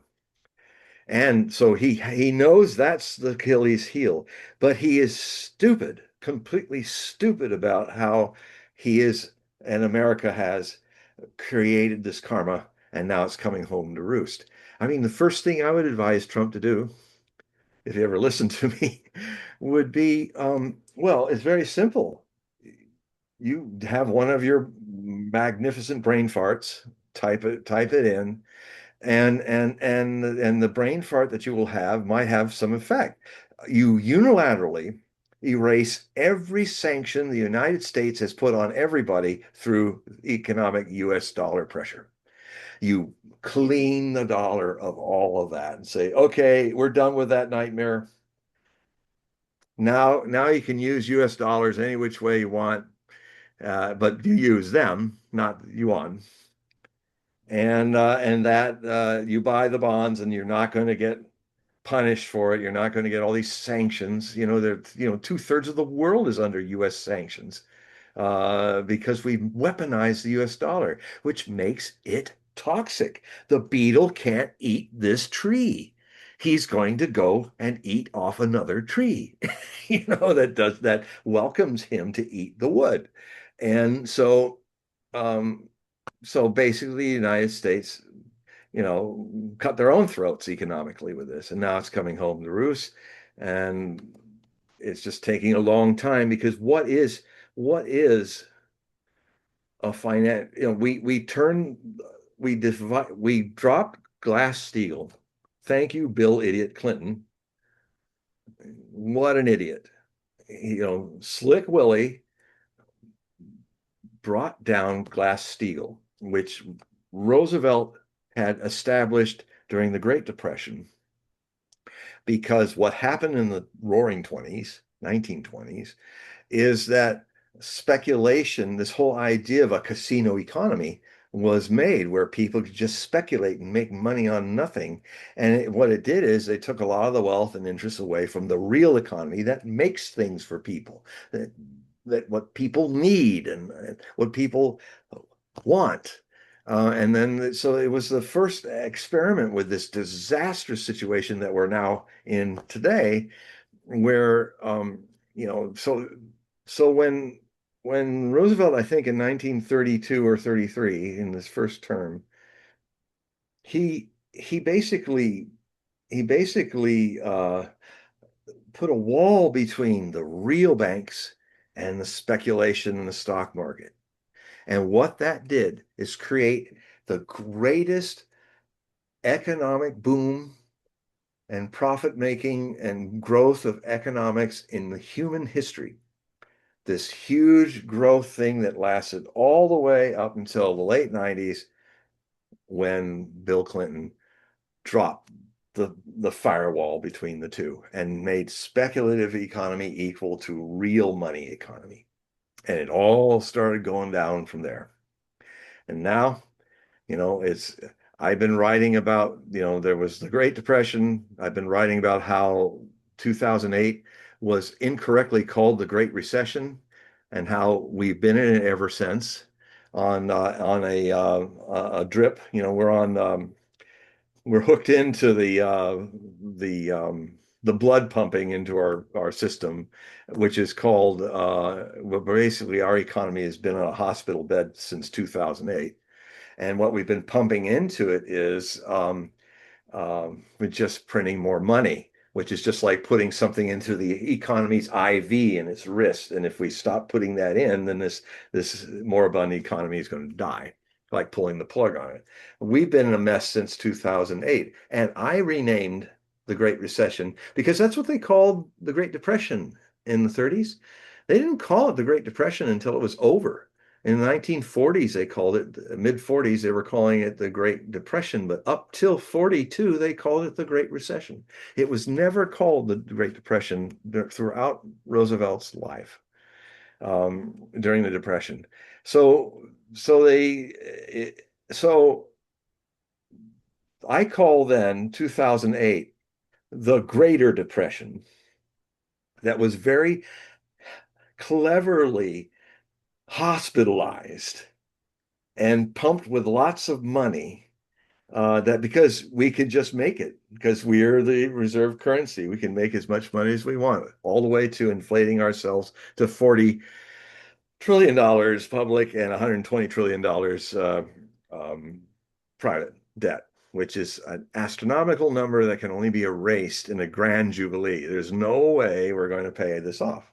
So sooner or later, I mean, if a dumb bark beetle like me can understand this much about economy, it's like you can't fix this. It's astronaut. It's too much. You're just going to have to declare Jubilee and start all over again. So, so now, but I've also been predicting that this Greater Depression was going to be slammed by the Greatest Depression. And it gives me even more chills to understand, because there's one person I very much respect over the years, so much so that I try not to watch him until I've made my own conclusions through my own ways, because it's uncanny how much with completely different disciplines that we end up saying literally the same thing. And that is Gerald Celente of the Trends. He's truly we constantly come to the same conclusions. So I don't want to be influenced by him until I've made my own decision. Then I check him out on something. And he even calls this the greatest depression coming. And it's coming now. And trend the Trends Journal says that, listen up, because he's very accurate. And it coincides with, the 2 years, the double tap, as you phrased it, with the Rosh Hashanah and Yeah, it is and the the Sabbath. most dangerous one of them all, this Yeah, next 2 years. And it's just a few days away. September 11th, right. it's Right. going to start. And it's going to be going all the way through 2028 when the shofars in September or October, I can't remember which, in the Rosh Hashanah, New Year of Judaism, can blow again. And we have a lot of debt in the country. Yeah. We're at 122% Yeah. debt to GDP ratio. There's problems in the bond market. People are afraid of AI taking jobs away. Yeah. They're There's right to be. there's instability with the Trump administration. Yeah. War, around the world happening. Potentiality of China moving into the first island chains more aggressively within the next 12 months, Yeah. maybe 24 months. So a lot of these things are happening, plus the derivatives market, going back to what you were saying about the firewall being taken down during the Clinton administration. There was a point in time during the around 1995 when our debt to GDP ratio was around 60, I want to say about 61, maybe 64. And it came down to about 55, Yeah. about near the end of his administration, Clinton's Yeah. administration. And then it started ticking up. Yeah, because he let Glass-Steagall It go. just kept that, and that debt to GDP ratio just kept on going up and up and up and up and up. And then there was 9/11, and then there was the Lehman, and then there was COVID, and it's just up and And up. this long line of Neptune's sun squared presidents, Right. So, with Biden, who didn't have that, but he had such an afflicted Jupiter in his 12th house Scorpio going on that it was like he was getting slammed in a completely different negative way. And then so, we've had two mentally ill presidents in a row. so we have a derivatives market that is in the trillions of dollars, maybe hundreds, and no one really knows how big how And big. that's the dynamite, the derivatives. Right. That's So the when this thing dynamite. starts to collapse, Yeah. it's like an accelerant. It's not just layoffs. It's not just, GDP going down negative. There's an accelerant because of all of these derivatives that have been building up since the Clinton administration. Yeah.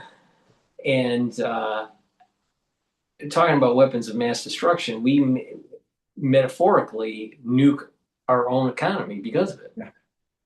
There'll be like this almost like self detonation that takes place. Yeah, so we just filled our economy, speculative economy, with amount of fake money. Each dollar of it is like a nuclear bomb, and of fakeness. And we've got these astronomical numbers that nobody in their mind can relieve the debt. I've heard some really fanciful ideas, like Trump was going to put it in his one of his coins and put the whole U.S. debt into a thing and take all its value away, because that's the other thing that could happen. We're going to almost a little over a century ago, Germany, I think we're going to face something Germany faced, where, oh, I'm going to go out and get myself a piece of bread. Okay, well, do you have 500 million Deutschmarks? Yeah, I've got it in the tractor here. I'm just going to haul it down from the farm to the shop and buy a loaf of bread, because literally it was this. You had to have mountains of cash just to have a cup of coffee. It fortunately didn't last long because it's ridiculous. You can't. This is where it just gets. You know, Capitalis is the word that is the basis for capitalism. And what it means is it's all in our heads. It's this very Aquarian age idea where just like Bitcoin becomes valuable, it's just a Bitcoin is just a very complex mathematical number that takes overheating a bunch of systems, computers to make. It has a limit, but it has this quality. If we all agree to it, if we all think there's a value to it, that literally makes it a mathematical gold reserve. We haven't been able yet to make it easy to be converted into a real currency, but as a Fort Knox in cyberspace, it's a very interesting and very Aquarian age concept because it's just an idea and it's not actually tangible. It's not like gold in Fort Knox or God knows where else they hid it. It's but it has it if people agree to it with all their heads together, it has power. It is a kind of way to uh, all we've done is it's all about when enough people believe something has value because of its rarity. This is a mathematical rarity. Gold is valuable because there's not a lot of gold on the planet. It's very beautiful. It has aesthetics. Silver less so, but still we all agree through the aesthetic of this metal and its preciousness that, well, I mean, even I have a half-ounce Krugerrand in my bank, so, and it's a very pretty coin from 1981, and it's in my bank in a vault somewhere. But we think it's so, then we have made it so. So the only thing I can say is the way out of this is we've got to have enough people around the world think something else up that we can all think as a value. And I literally think the only way this works is because you cannot fix this problem. So what we need to do, you can't fix this problem. The bark beetle has eaten the forest economy, and the trees are dying because there's no value in them. So they're like these trees are alive.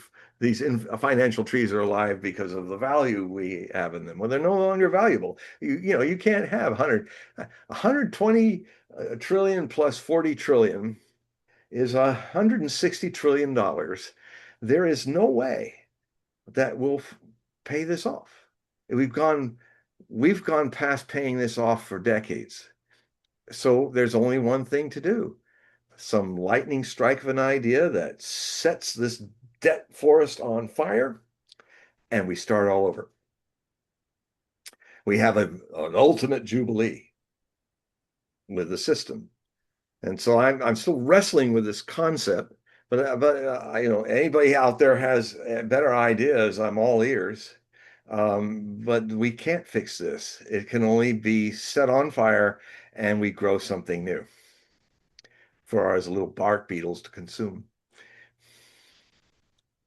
That would mean home values would go down. That would mean assets that someone has accumulated, especially in the financial markets, would go down. Yeah. It Well, would, that's the gamble, you know, and now it's all reset would spot. probably be deflationary. Based on definition, be deflationary. I Well, this is the thing. If it goes into, this is one good thing that could happen. It's not a nice way to do it, but it's like sometimes if you got to cut off an arm that's got gangrene, it's a good thing to do because you're going to die um, if you don't cut it off. What will happen is it will be inflation. But what happened to the Weimar Republic in Germany was it was about 2 years of this where it got so catastrophically bad that it deflated to where it was worthless money. And because then they were able to pay it off. Because I don't still understand. I'm not an economist, so I don't understand how that works. But apparently, the deflation made the will make that 160 trillion public and private debt uh, affordable to pay off because it's worthless. Here's a buck. I paid it off, What and I start see all over again. where the problem where I see the problem is that the Federal Reserve is printing too much money. All right. And Well, that's the IV that's kept this thing right. alive Right. since the So the so-called Federal Great Reserve, Recession. this Federal Reserve has these targets. Unemployment rate needs to be low and the inflation needs to be at 2%. But we're getting to a point because of artificial intelligence and just a digital economy where if the Federal Reserve could track all transactions, all right, so we have a digital dollar and all transactions are tracked real time, then they will have an algorithm or can have an algorithm that can justify what the monetary base needs to be digitally for at any given moment. So there would be never inflation. Ah, that's the big trick of that. Yeah, it'll all be good. Like uh when everybody's financial transactions are absolutely watched by a totalitarian AI regime, Right, right. Well, now, then now you have the then we will privatization. have the glorious new world. Excuse me. But the thing is that Dr. Strangelove. no, you're right about this. The thing is that to take away the human element out of the Federal Reserve because it can be manipulated. If there could be an algorithm that is used that can automatically adjust what the monetary base is at any given moment in time, you would never have inflation. Well, Because there's the moment when the data is showing that there's inflation, then that means that someone's manipulating the algorithm. yeah. It's there's a Yeah, self-correcting. well, like even the president is brazenly doing it. Yeah, and that's a crime. He actually should go to jail and be kicked out of. He has committed his wealth of his family business has exponentially gotten larger since he's been, especially in his second term. I thought the former Speaker of the House was bad. She was really brazen with it, but he's over the top, and everybody's just going, "Oh, okay." There should be federal people coming in and arresting his butt and taking him out, or there should be people, but they're all doing it. I mean, this is also the Congress that the best APAC money could buy. Um, it's not just Donald, it's all lawless. It's become a very lawless thing. And what my concern is that uh, we're going to then surrender. The problem has been human unconsciousness and human greed. But we're now going to give it to a machine that's inhuman. I don't think that's going to work. But then I guess we're going to have to go through a digital fascism. And hopefully it doesn't end up with this being the Forbin Project, a most prophetic movie from the mid 60s, where they created a supercomputer and gave it, and it became intelligent and it was wired into everything. And things were getting better but then finally the computer decided in its own soulless logic that we couldn't take care of ourselves. So he kind of started controlling as the ultimate dictator, and they tried to get into him and stop it, but he even created a defense system that lasered persons to atoms, and so they couldn't pull the plug. And I guess I'm going to have to start writing about the Forbin project, um, because I've said on the show and for decades I've said that the trinity of things that could end the human race, the least dangerous of them is a thermonuclear war. We can survive that. The second most dangerous is global warming. We can adapt to that, but it'll be thousands of years of adapting to it. But AI, the golem of artificial intelligence made of mud, not a man, not a rabbi, even though it's made by a rabbi, Lub, and I love the story of the golem. Um, and now this thing is made of mud has been given magical powers to protect people. And he ends up being a monster, He ends up taking control of everything and saying, no, no, you created me, but I'm a superior being, and my creator is full of faults, and therefore I will run everything. And uh, I don't think the human race can survive that. That's the most dangerous thing, because the human race is literally first off, the human race, 99.9% of the human race is not even conscious. They think they're conscious, they dream that they're conscious. They have this whole dream of being awake and being a person and this world being real and all of that. And but the truth is this, and this is where the world of radical conscious seeking is a thread in every religion as well. In Judaism, Baal Shem Tov would understand what I'm talking about, and Buddha would understand what I'm talking about, and the Sufi masters would understand what I'm talking about. It's what my master was all about.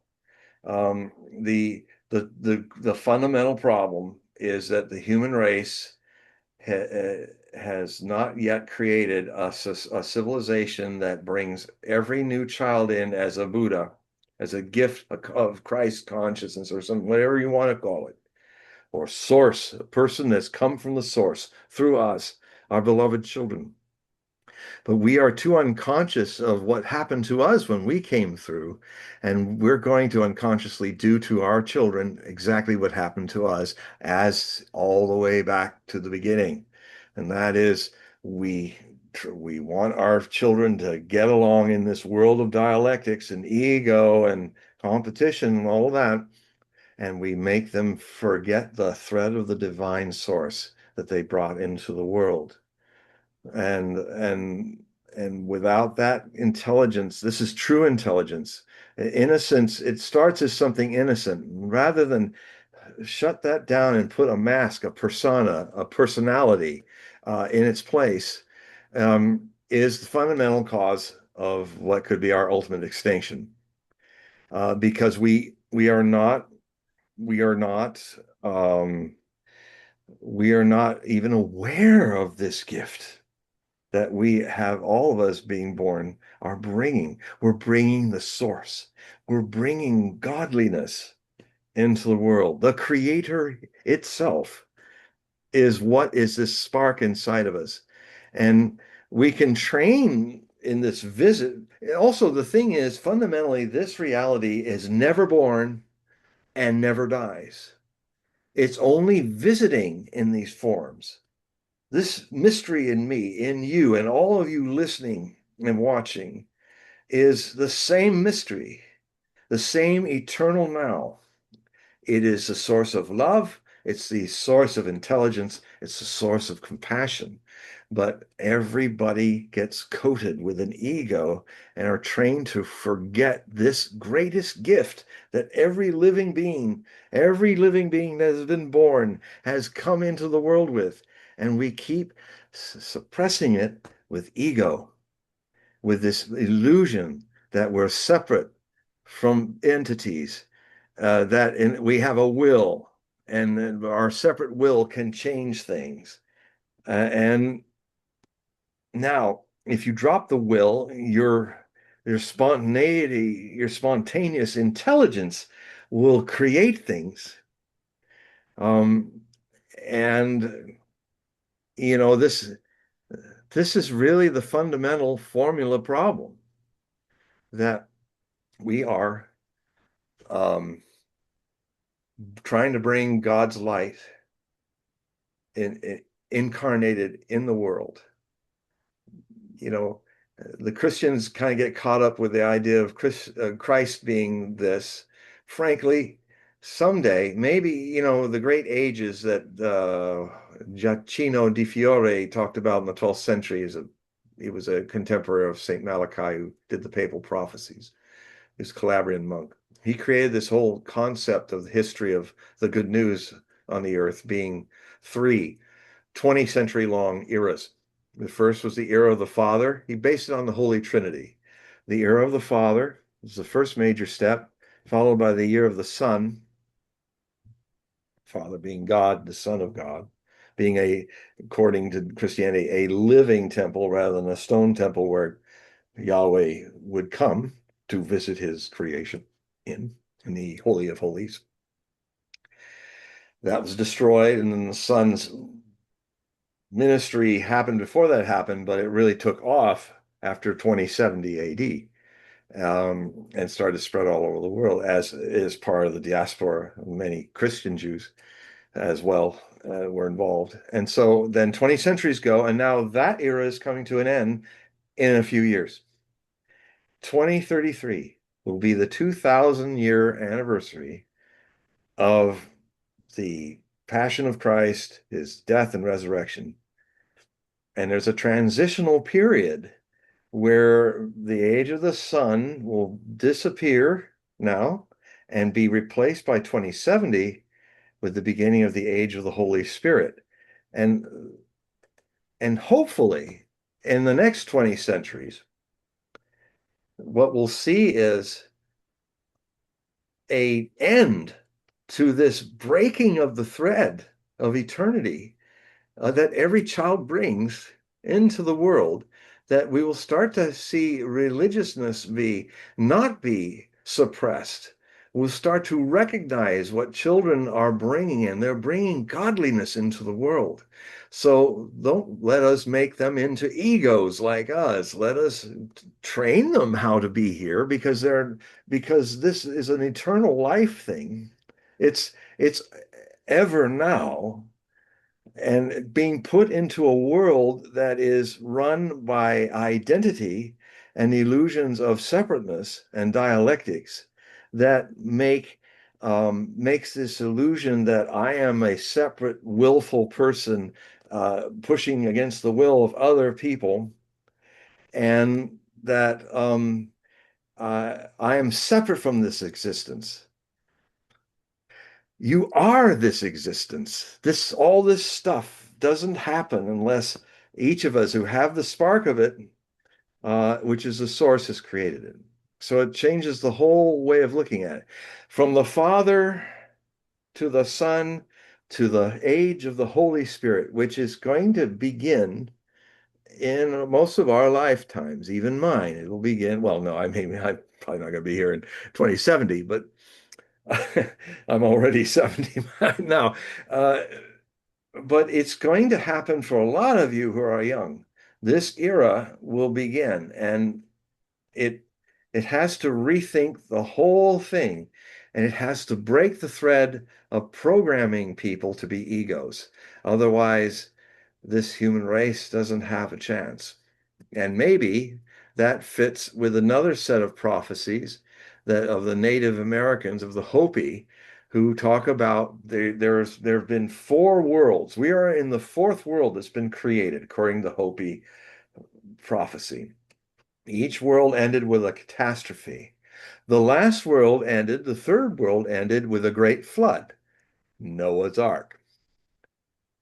The next, we are now with the 2020s, we are in that transitional period of the great, the Hopi call it the great purification. And it's purified, the world is going to be purified by fire.